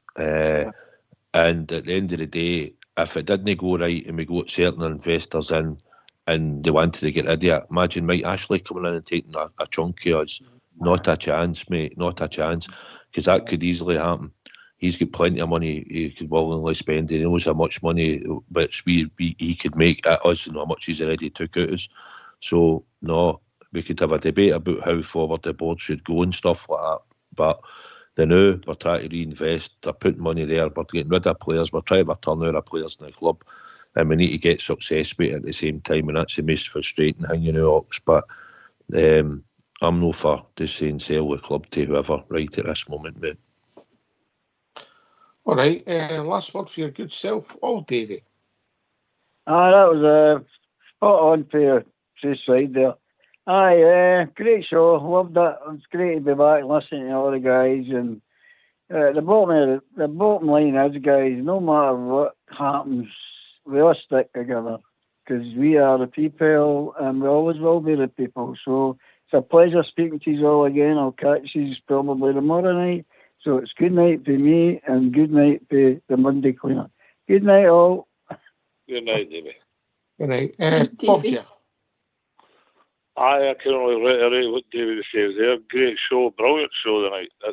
It's good. I mean, a lot of truth gets spoken. The truth gets spoken here about the Rangers. Long may that continue, and it will continue. Good luck to the boys tomorrow night. It's a tough game we play. And you're right, maybe we're better not get into this Champions League when you see what you're up against. You see what happened the last time. But hey ho, we are where we are. We're a football team. We try and win football matches. Let's hope we can win again tomorrow. And I'll see you all maybe tomorrow or through the week. Okay, good night all. Right. Don't think I didn't forget Southside. I just want your starting 11 for tomorrow night. Quickly. Come on. You're a shocker. Butland, Tav, Balogun, Proper, Ridvan, Diamande, Barron. Oh man. On the right,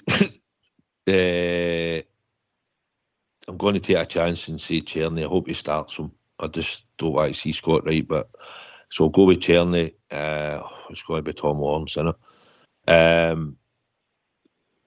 And Matondo, and up front Dessers, believe it or not. No, sorry, no, change that. No Lawrence. Kieran Dowell's going to play in there. Kieran Dowell will play in there, and Matondo on the left, and Dessers up front. All right, mate. All right. We'll see. I don't think there'll be many changes, unfortunately. But last word for your good self, Linda. Yeah, great show tonight, Ox. Lots of good discussion. Good being on with Southside and your good self. And good luck, Rangers, tomorrow night. Just bring us back a result that keeps us in the tie. Good night, everybody. Southside. Hi, thanks for having us on. It's good to be going tonight for a wee change with Linda and your good self.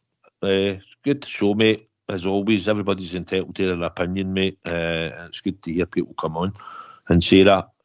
Looking forward to the game tomorrow. I think Rangers will win 1-0, and that'll be enough to see us back in Glasgow the following week to hopefully finish the job off, mate.